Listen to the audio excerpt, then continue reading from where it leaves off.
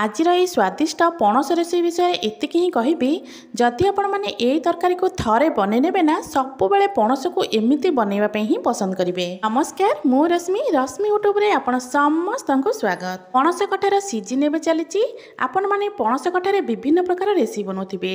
थरे आपण मैंने पणस आ बुट डाली यही तरकारी को घरे निहाती ट्राए करूँ। आज यही सुपर टेस्टी पणस बुट डाली तरकारी रेसिपी जानापी वीडियो को संपूर्ण देखंतु। तो एबे चलंतु स्टार्ट करबा आजिर रेसिपी।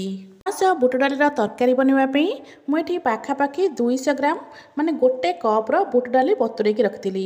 बुट डाली को पाखापाखि 3 ରୁ 4 घंटा पर्यंत बतुरे थी। आपण मैंने चाहिए या होल नाइट बतुरे पारे।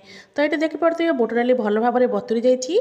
तो ये चलते गोटे प्रेसर रे बतुरे बुट डाली को देदेबा। बुट डाली बुड़ीला पर्यंत एबे से आम पानी दबा, ता सहित हाफ चामच लुण, हाफ चामच दबा हलदी गुंड। एबे आम कभर करदबा 2 ରୁ 3टा हुइसिल आसिया पर्यंत छाड़िबा। 2 ରୁ 3टा हुइसिल आसला परे एठी देखंतु बुट डाली आमर पूरा भल भाव में सीझी जाइए, किंतु पूरा गोटा गोटा अच्छी। डाली को बेसी बिल्कुल भी सिझेबेनी, एमिति सिझेबे जेमिति कि डाली सीझी जाइथिबो किंतु पूरा गोटा गोटा थिबो।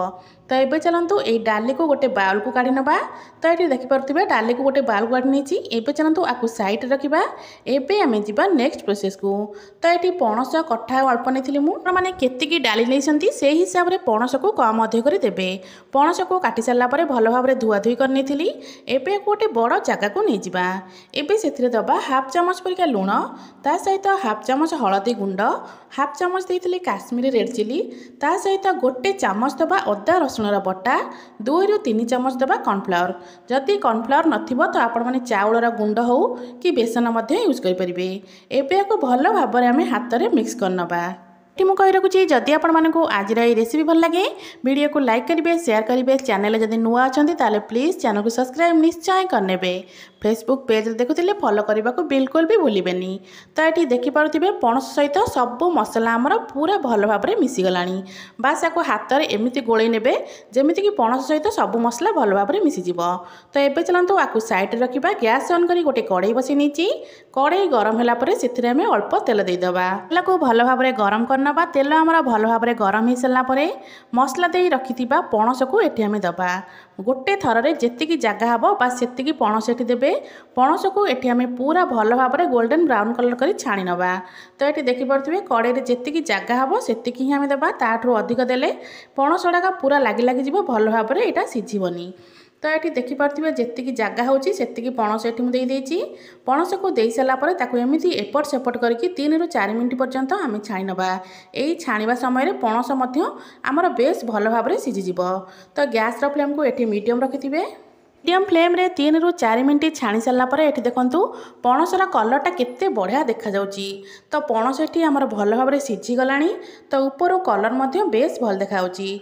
तो ये चलतु यही पणस को आम गोटे प्लेट को काढ़ी नबा। तो ये मु पणस को सब गोटे प्लेट को काढ़ी नौची।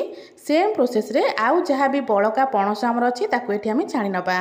सब पणस को छाणी सारा परे एठी मु गोटे प्लेट को काढ़ी नेछि। माने पणस को एमिति छाणी की किछि चटनी कि टमाटो सॉस दे खाइबे बहुत बढ़िया लगी था ये एमती खावाई।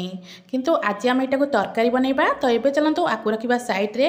कड़े आमर जहाँ बड़का तेल थिला सेई तेल रे एबे अल्प गोटा मसला देदेबा। सहित गोटे बड़ साइज रो पियाज को पूरा चुन चुन करी काटिकी देदेबा। पियाज को एठी आम भल भाव में गोल्डन ब्राउन कलर हवा पर्यंत भाजिबा। गैस फ्लेम को सेमिति मीडियम रखिथिबे। मीडियम फ्लेम रे 3 ରୁ 4 मिनिट भाजी सारा पर पियाजर कलर देखिए धीरे धीरे चेंज होगा लगिबो।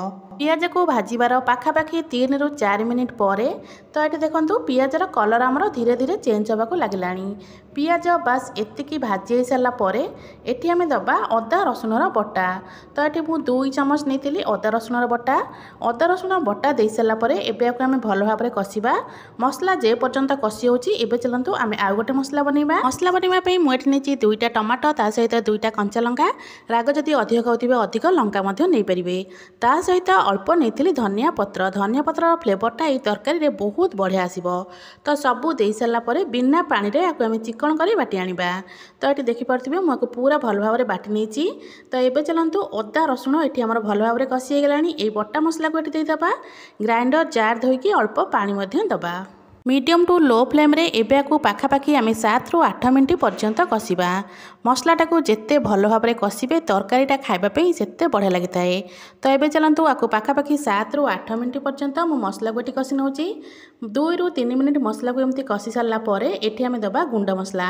गुंड मसलार बेसी किसी मसला मुझे यूज करनी केवल ये देती लुण। लुण देला बेले देखिक देवे कारण आगुरी आम पणस आ बुटडाली लुण देते ता सहित हाफ चामच हलदी गुंड गोटे चामच देती चिकेन मसला ता सहित हाफ चामच देती लंका गुंड। एतिकी मसला दे सारा पर एबे आम भल भाव में मिसई नबा।